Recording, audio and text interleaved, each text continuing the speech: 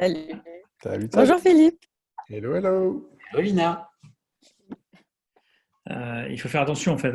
On parle de présence et de distance, hein, ça n'a rien à voir en fait. Le contraire de présence, c'est l'absence, hein, c'est pas la distance, hein. La distance, ça n'a pas grand-chose à voir avec la présence. Donc, il faut faire attention aussi à pas croire que la présence c'est que du synchrone, hein.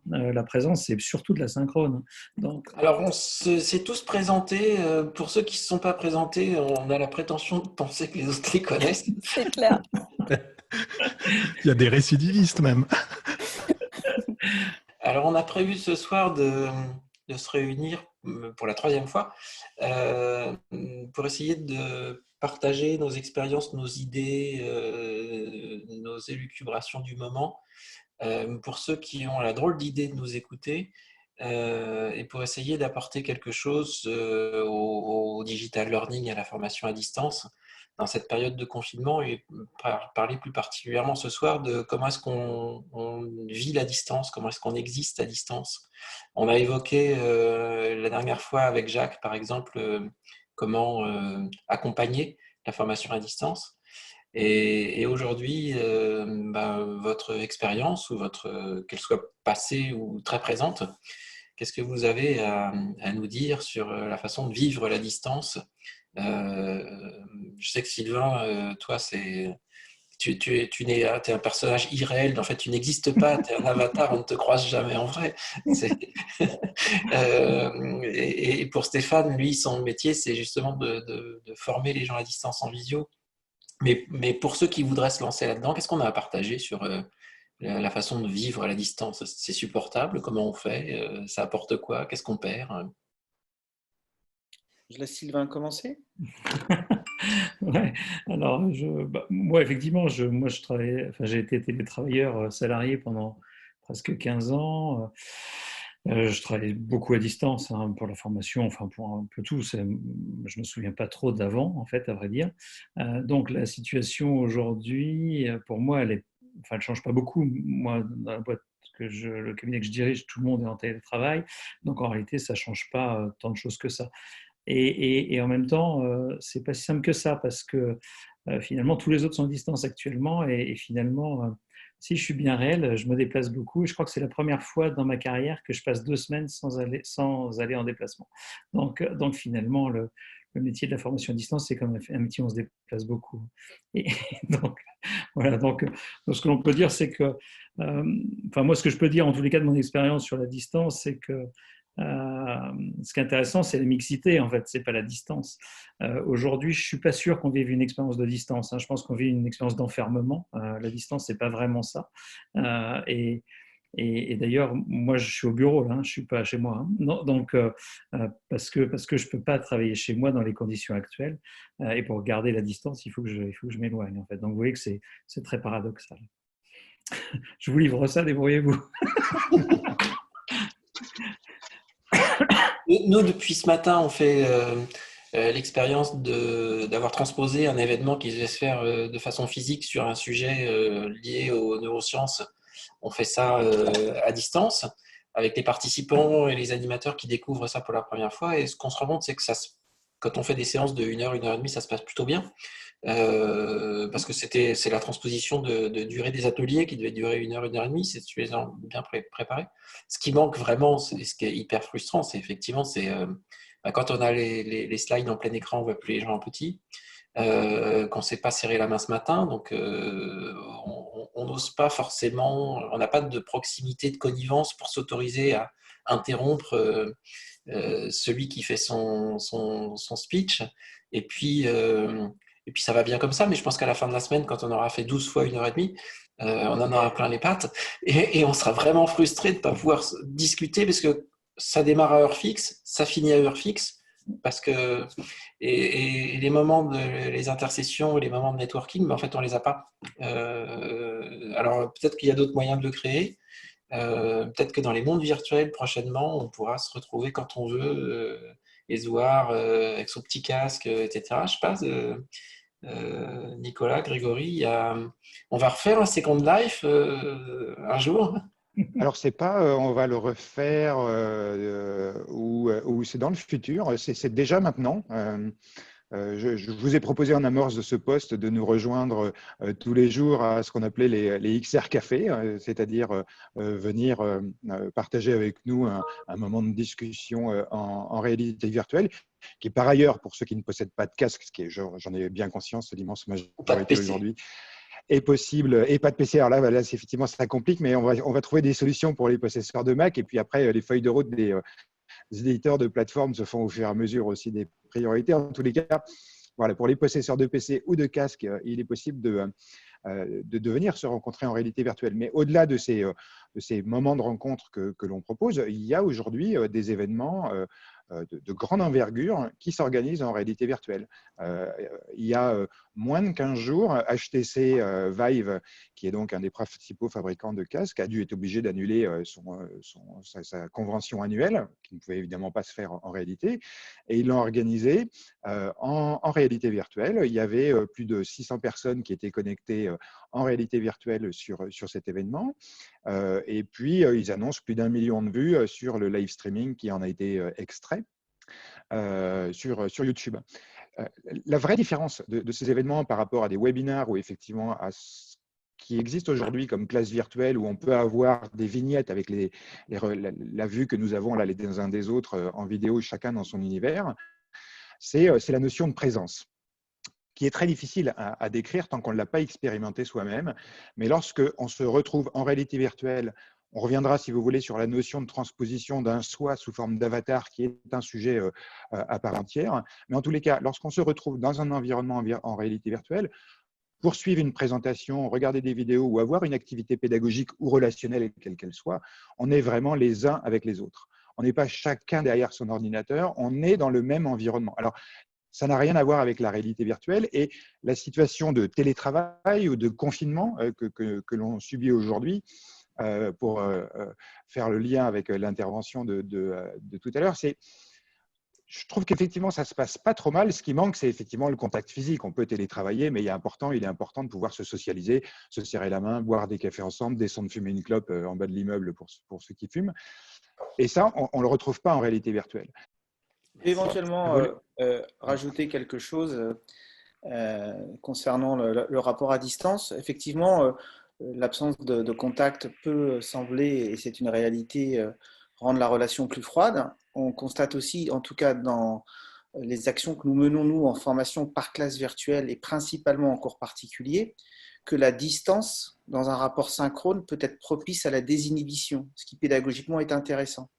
Ce n'était pas quelque chose que nous avions constaté, au même titre que dans les cours que nous faisons en classe virtuelle, qui sont majoritairement des cours particuliers, nous n'activons pas la webcam. Pour deux raisons: garantir une bande passante optimale et ne pas déconcentrer l'apprenant qui va plutôt, dans le cadre d'une activation de l'image, regarder son interlocuteur à défaut de regarder et d'être concentré sur ce qui est partagé à l'écran. Donc, ce sont des évolutions dans les pratiques qui nous ont fait au début activer une webcam et avoir une posture qui était celle de l'époque, et puis de faire évoluer nos pratiques. Mais la distance permet d'aller droit au but, à l'essentiel, de plaisanter. Alors bien évidemment, hein, la posture le ton de la voix, la manière dont on va casser la glace au démarrage du cours a une importance majeure, mais on a clairement des apprenants qui trouvent que le rapport humain a été plus chaleureux que si dans une salle, celui-ci n'aurait pas osé prendre la parole ou se rapprocher de son formateur ou de son consultant pour évoquer tel ou tel sujet. Là, tu voulais parler d'émotion. Ah oui, pour continuer sur ce que disait Nicolas, il y a une facilité de lâcher prise quand on est derrière un avatar. Oui, moi je voulais partager un petit peu comment on vit la distance et comment on vit la distance quand on compare par rapport à la formation en salle. Parce que quand on est dans une formation en salle, on est dans un groupe, il y a une énergie, il y a des émotions qui passent, qui passent aussi de manière inconsciente. Donc, toute cette énergie, toute cette motivation qui peut se créer grâce à l'effet de groupe parfois, on le perd quand on est à distance. Et quand on se retrouve en situation de former à distance, c'est qu'on a effectivement, quand on voit toutes les webcams, on se rassure. Mais j'aime bien l'expérience que partage Stéphane, c'est qu'au final, même sans la webcam, on crée quand même une relation avec ses apprenants. Quand on est en salle, on a la possibilité de regarder ses pairs et qui vont avoir la même émotion que nous, et donc ils vont nous encourager et qui vont nous dire ben voilà, oui, effectivement, moi aussi je ressens la même chose que toi. C'est des signes qui sont inconscients aussi. Alors que quand on est à distance, on n'a plus ça. On a plus... Je n'ai pas entendu arriver la balle. En plus, je t'ai dit, et toi le sage, qu'as-tu à nous dire là-dessus? Ah, le sage. Alors, en fait, je voulais réagir après Stéphane sur la notion d'émotion. En fait, on capte l'émotion, notamment lorsqu'on ferme les vidéos, lorsqu'on écoute la voix. Donc, à distance, on peut aussi capter les émotions. Je reviendrai à la notion de ce qui est important, c'est la présence. Et j'ai vécu l'année dernière un séminaire, je ne croyais pas ça possible, 4 heures avec des inconnus, 25 personnes dans le groupe, sur Zoom. Et dans les 3 minutes, on avait créé la confiance, on avait créé le partage, parce qu'on avait envie d'être là ensemble. Il y avait une scénarisation de la prise de parole, il y avait une alternance dans les intervenants qui donnait un rythme à notre séminaire, et il y avait des situations de communication en petits groupes, 2, 3, 4 personnes. Donc l'alternance de situations en grand groupe et en petits groupes. Juste, si je peux me permettre, Philippe, pour rebondir sur ce que tu as dit. Là, on est en train, enfin moi je travaille avec la Val Virtual, qui est le salon de la techno immersive qui est annulé physiquement cette année, donc on est en train de rebasculer l'ensemble des choses à distance. Et un des gros travaux, c'est de recréer non pas les salles de conférence, hein, parce que ça on sait le faire, c'est assez simple, c'est de recréer des endroits virtuels de discussion informelle. Pour reprendre ce que tu disais, et c'est pas le seul point. Là, je suis en train, pareil, de construire un barcamp complètement à distance aussi, avec un format barcamp qui est normalement beaucoup d'interactions entre les gens. Et tout le travail, c'est pareil, c'est de travailler cette présence, enfin cette interaction. Il faut faire gaffe aux mots qu'on met derrière, mais en tout cas les possibilités d'interaction informelle hors des sessions bien carrées de présentation, même de discussion. Et c'est ces sessions informelles et ces possibilités d'interagir qui font qu'au final, comme disait Christian, on peut se retrouver vraiment bien dans un environnement qui techniquement est virtuel. En tout cas, il n'y a pas de présence physique de personne à côté. Et on peut aller sur des sessions qui sont étonnamment longues. Je suis aussi d'accord. Moi, j'ai toujours pensé qu'au bout d'1 heure, déjà que je ne suis pas très réunion, donc ça me suit, quoi. Et en fait, non, quand on crée cette dynamique entre des moments formels, informels, à grands groupes, petits groupes, on se rend compte qu'on peut, même en ligne, faire vivre une vraie présence quasiment physique et faire que les gens restent. Parce que là... J'aime bien le mélange des genres de cette conversation entre des personnes qui ont une grande expérience de la formation et puis l'invocation de la présence, comme Nicolas l'a fait, mais définie un tout petit peu autrement qu'on a pu l'utiliser dans le courant de cette conversation. Dans la définition de la présence, quand on parle de réalité virtuelle, il y a 4 dimensions à la présence, et parmi celles-ci, il y a la présence environnementale, il y a la présence d'action. Et ça me fait établir un lien un petit peu ridicule, mais ça invitera aussi mes collègues peut-être à témoigner d'expériences qu'ils ont pu mener ou qu'ils ont pu observer. Moi, j'ai vu des tutos passer sur Twitter ou dans un groupe WhatsApp qui est celui de continuitépédagogique.org, si je ne dis pas de bêtises, qui a été créé par des enseignants, où on les voit se communiquer des tutos à grand renfort, en fait, donc forcément de classe virtuelle pour être en communication avec leurs étudiants ou leurs élèves. À côté de ça, avoir une tablette qu'ils vont utiliser pour filmer ce qu'ils sont en train d'écrire sur une copie, parce que ça ne peut pas être fait autrement. Il faut pouvoir tracer des lignes parce qu'on est en train de parler de géométrie ou de je ne sais quoi, ou écrire des formules pour des mathématiques. Et ils sont en train justement d'essayer de recréer des éléments constitutifs de la présence, c'est-à-dire une forme d'action et une forme d'environnement. Je sais pas si justement, au-delà de ce que on pourrait avoir comme exemple dans la réalité virtuelle, je ne sais pas si certains parmi vous, enfin Sylvain, Stéphane, Lina, vous avez des exemples comme ça de... Il faut faire attention, en fait. On parle de présence et de distance, hein, ça n'a rien à voir. En fait, le contraire de présence, c'est l'absence, hein, c'est pas la distance. Hein. La distance, ça n'a pas grand-chose à voir avec la présence. Donc il faut faire attention aussi à ne pas croire que la présence, c'est que du synchrone. Hein. La présence, c'est surtout de la synchrone. Donc l'outil de classe virtuelle, enfin, moi j'ai vu là, les gens qui se sont précipités sur les outils de classe virtuelle. Quelqu'un qui n'a jamais enseigné à distance, le pire qu'il puisse faire, c'est de prendre un outil de classe virtuelle. Parce qu'il aura la sensation d'être présent, alors qu'en fait, il ne le sera pas. Les gens que j'accompagne, je leur dis, vous savez vous servir du téléphone, vous voulez être présent, appelez au téléphone. Enfin, c'est le meilleur chose que vous pouvez faire. Si vous avez passé en rupture avec vos apprenants du jour au lendemain comme ça, d'un jour à l'autre, le mieux que vous puissiez faire, c'est de les appeler en fait au téléphone. Vous ne pourrez pas faire mieux. Donc, il faut faire très attention à la médiation technique parce que la médiation technique, elle va créer en fait une distance au sens là justement technique, et il va falloir remettre de la présence en fait dans cette relation-là. Aujourd'hui, on peut être présent en asynchrone. Hein. Enfin, moi, je fais des formations longues très engageantes pour les gens depuis longtemps. On a du synchrone, mais c'est pour le synchrone, ça sert à mettre des gens. Ça ne sert pas à assurer la présence. C'est pas là que la présence elle se fait. Enfin, assurer la présence, c'est un ensemble en fait d'interactions qu'il faut. Enfin, je pense que Jacques en a parlé la semaine dernière. C'est un ensemble d'interactions qu'il faut avoir organisé en fait, en mixant en fait tous les moyens d'intervention possibles, de manière à assurer un rythme et à assurer le sentiment que les gens vont être à l'intérieur d'un groupe et dans un flux. En fait. Alors, je pense que quand tu dis la présence, prenez votre téléphone, c'est parce qu'effectivement, c'est une relation très privilégiée, le téléphone. Hein.